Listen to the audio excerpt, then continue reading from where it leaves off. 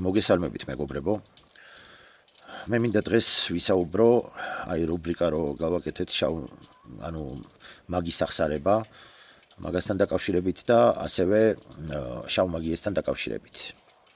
და რატო გამიჩნდა ეს სურვილი რომ ესე რომ ვთქვათ მსგავსი ტიპის ვიდეო ჩამეწერა. აი მაგის აღსარების ვიდეოების მერე ძალიან ესე რომ ვთქვათ დიდია დაბნეულობა ხალხში და რა თქმა უნდა მომართვაც ბევრისგან. და რატომღაც არის ისეთი რაღაც, რომ აი ხალხი არის ესე რომ ვთქვათ რო გაანალიზეს ის ყველაფერი, რომ აი ესე ტკბილად და ლამაზად და ძალიან უმტკივნეულოდ და უწყინარი რიტუალებით რამხელა ესე რომ ვთქვათ ყულფში აქვთ თავი გაყოფილი. ამ ყველაფრის მერე ცოტა არ იყვეს ხალხმა დაიწყო გამოფხიზლება ამ მიმართულებით, რომ ხდებიან უკვე იმას, რომ რა ესე რომ ვთქვათ რა სიბინძურეში გაყვეს თავის და დაუნებურად იმის გულისთვის, რომ სიტყვაზე ეგონათ, რომ ვიღაცას რაღაც მატერიალური სიდუხჭირის გამო ხელი მოემართებოდა რაღაცა გარკვეული რიტუალით, გარკვეული სიტყვაზე იქ რუნით, ასევე იქ სასიყვარულო კუთხით, ჯანმრთელობის კუთხით და ათასნაირი სხვა მიმართულებით. თან რა არის იცით ყველაზე ცუდი, რომ ხალხი ესე რომ ვთქვათ ჯერ კიდე ბოლომდე ვერაცნობიერებს, ესე რომ ვთქვათ ჯერ კიდე იმ ძილბურანში არიან, იმდენად არის ესე რომ ვთქვათ პროპაგანდა აი ამ შავი მაგიის საქართველოში, რომ კიდე ვერაცნობიერებს ხალხი რამხელა სიმძიმეში ესე რომ ვთქვათ ეშვებიან თავით, რამხელა ჭაობში ეშვებიან. რა არის იცით მთლიანობაში რომ შევხედოთ მდგომარეობას, საქართველოს მდგომარეობა დღესდღეობით, ხო? აი სოფლიო მიმართებაში რო ავიღოთ, მე მგონი პირველ ადგილზე გადავიდა უკვე მაგიის მიმართებით რა. მაგია ყველგან არის და მაგები ყველგან არიან, კითხავებიც, ეზოთერიკოსებიც, რუნოლოგებიც ყველა, მაგრამ საქართველოში გახდა ეს ესე რომ ვთქვათ სათამაშოც გახდა, ბიზნესის წყაროც გახდა, შემოსავლის, თან როგორ იცით რომ განა ისე კი არა რომ ხალხი რომელიც მართლა გარკვეული ნიჭით არის დაჯილდოებული, ესე რომ ვთქვათ რაღაცა გარკვეული თანდაყოლილი აქვთ, ესე იგი ვთქვათ ხედვა, ვთქვათ იქ მესამე თვალი აქვს გახსნილი, აქვთ ვთქვათ მედიუმის მონაცემები, რომ ვთქვათ სულებთან კავშირი შეუძლიათ, ან ვთქვათ აქვთ ისეთი რაღაცა ეს გონებრივი მეექვსე გზნობა, ვთქვათ რომ გზნობით შეგრძნებებზე არიან და რაღაც. ესეთები ერთეულები არიან. მაგრამ დღეს იმდენად პოპულარული გახდა ეს ყველაფერი, რომ აი უკვე სადღაც 12, 13, 14 წლიდან მოყოლებული ალბათ ახალგაზრდობის 70% დაახლოებით ძალიან დაინტერესებულია. აი უზომოდ დაინტერესებულია ამ სფეროთი. 20-30%-ია რომელიც რომ აი ისე რა, ჩვეულებრივად არ ერევა უბრალოდ სხვა საქმე აქვს და კი აინტერესებს, მაგრამ არც ალია მაგისთვის. და ანარჩენი, ხო? ერთი რო ძალიან დაინტერესებულები არიან ამ 70%-ში და აქედან კიდე ძალიან დიდი პროცენტი უკვე თვითონ გახდნენ ესე რომ ვთქვათ დაიწყეს პრაქტიკოსობა. დაიწყეს პრაქტიკოსობა იმ კუთხით, რომ ზოგი ტაროშლის უკვე, ზოგი რუნებს სწავლობს, ზოგი სხვადასხვა ტექნიკებს ვთქვათ იქ სანთლით რაღაც წმენდებს და 1000 რამეს. და თან უკვე როგორი ის აქვთ, იცი? აი პატარა ღლაპ სრული ამ სიტყვის მნიშვნელობით. ღლაპ უცოდინარ ბავშვებს, რომელთაც რო არანაირი ცოდნა, არანაირი გამოცდილება არ გააჩნიათ, ხო? თქვენან უკვე და თავიანთი გვერდები აქვთ გახსნილი და ოფიციალურად უკვე იქ ტარიფები უდევთ, რიტუალების სია აქვთ რაღაც ჩამონათვალი, რომ აი თქვათ წმენდა ამდენი, დიაგნოსტიკა ამდენი, ის იმდენი, თან ჯერ მინიმალური თანხებით იწყებენ, რა თქმა უნდა. მინიმალური თანხებით.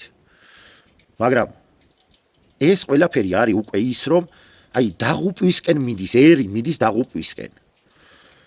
კარგად დაფიქრდით და გაანალიზეთ, რატოა დღესდღეობით აი ყველა თქვენთაგანმა, ვინც მოისმენს ამას და ვისთვისაც ეს საკითხი მნიშვნელოვანია.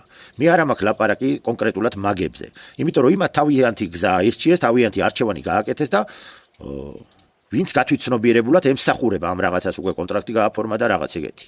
მაგრამ მე ვიძახი იმას, რომ თაობა იღუპება, ახალგაზრდა თაობა იღუპება და ამ ახალგაზრდა თაობასთან ერთად ჩვეულებრივად ყველა გაეხვა უკვე აემ ნეგატიურ ჯადოს ენერგოველში, ესე რომ ვთქვათ, დემონურ ენერგოველში, ნეკროტიკულ ენერგოველში, სასაფლაოს მაგიის და ყველანაირში, იმიტომ რომ აი ენა რაოდენობით არის დღესდღეობით ეს მომრავლებული ეს ყველა იბრალებსთან ეზოთერიკოსობას, ეს პირდაპირ კითხავის დარქმევა და მაგობა ცოტა ვეძმობა არ უნდათ, ესე რომ ვთქვათ რა, ეზოთერიკებს ეძახიან ანუ თავის თავს.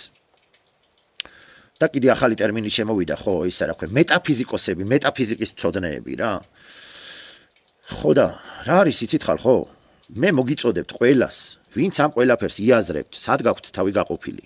ვინც ამ ყველაფერს ანალიზებთ, რომ რამხელა ჭაობში ხართ ჩაძირულები და არა მარტო თქვენ, არამედ თქვენი, ესე რომ ვთქვათ, გაუთვითცნობიერებელი და თქვენი კარგად, ესე რომ ვთქვათ, ჩახედული რო არიყავით ამ ყველაფერში და არასწორი ნაბიჯის გამო ფაქტიურად უკვე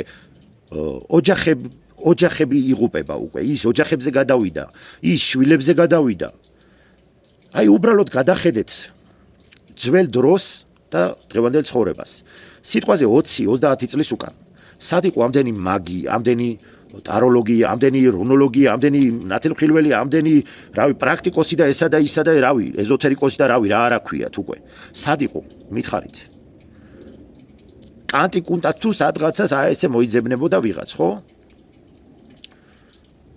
ეხლა ამ ყველაფერმა გამოიწვია ესეთი რაღაცა, რომ დღევანდელი საქართველოს მოსახლეობის 98% შავ მაგიურ ჭაობშია ჩაფლული. დემონურ ენერგიებშია, ესე რომ ვთქვათ, ჩაფლული. გინდა არ გინდა ჩაფლულია. ეს დემონური ენერგიები მართალია ჩვენ ახსენით უკვე მაგის ახსარებაშიც, იქამდე მე ძველ ვიდეოებშიც მქონდა ახსნილი ყველაფერი რა, რას ემსახურება და როგორ არის. კიდევ ერთხელ ავხსნი, ვინც ვერ მოისმინა, კიდევ ერთხელ ავხსნი, რომ თუნდაც რამოდენიმე ადამიანი მოეგოს გონს ეგეც რაღაცაა უკვე. ნებისმიერი თქვენი მისვლა, თქვათ, აი მაგიის წარმომადგენლებთან ყველა დარგის აღარ ჩამოვთვლი. ნებისმიერი თქვენი მისვლა. ეს ნიშნავს იმას, რომ თქვენ ცნობიერად კარს უღებთ იმ შავ ძალას, თქვენ ენერგო ველს ხსნით. იმიტომ რომ თქვენი ნებართვის გარეშე ვერც ერთი შავი ძალა, ეს არის დაუწერელი კოსმიური კანონი, რომ ვერც ერთი შავი ძალა და არავის არ აქვს უფლება, რომ შემოვიდეს თქვენ ენერგო ველში. ნებართვის გარეშე. ანუ თქვენ როცა მიდიხართ, რა თქმა უნდა, დიაგნოსტიკაზე, თქვათ, მოხსნაზე, წმენდაზე, თავისთავად ცხადია, ესე იგი ეთანხმებით, ხო, იმ ადამიანს, რომ იგი შემოვიდეს თქვენ ენერგო ველში, გადაამოწმოს რა პრობლემა გაქვთ და თქვენი მოსაზრებით გონიათ, რომ აღმოფხურის ამ ყველაფერს რაღაც ჯადოს, წევლას, იქ მაგიურ დარტყმებს და ყველაფერს. სინამდვილეში შავ მაგიური ჯადოს მოხსნა და წმენდა მაგიით არ ხდება, არავითარ შემთხვევაში არ ხდება.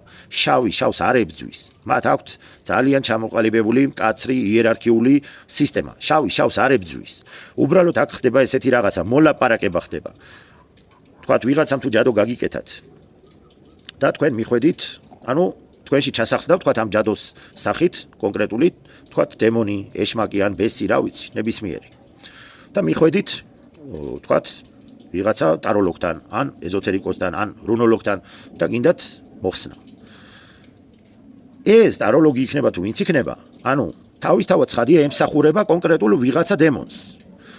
იმიტომ რომ ვერც ერთი ტაროლოგი, ვერც ერთი სხვა ამ დარგის სპეციალისტი ინფორმაციას ვერ მიიღებს ვერანაირად, თუ არ ექნება მას კონკრეტული, ესე რომ ვთქვათ, გაფორმებული კონკრეტული კონტრაქტი რომელიღაც ძალასთან. ანუ დაბალ ვიბრაციულზეა ლაპარაკი, იმიტომ რომ ტაროლოგებს და ამ რუნოლოგებს და ესეთ ვიღაცებს, ხო, მაღალ ვიბრაციული შავი სამყაროს წარმომადგენლები არც ეკონტაქტებიან. ეს ძლიერ მაგებს თუ ეკონტაქტებიან, თორე ამათ ეკონტაქტებიან მარტო დაბალ ვიბრაციული წარმომადგენლები.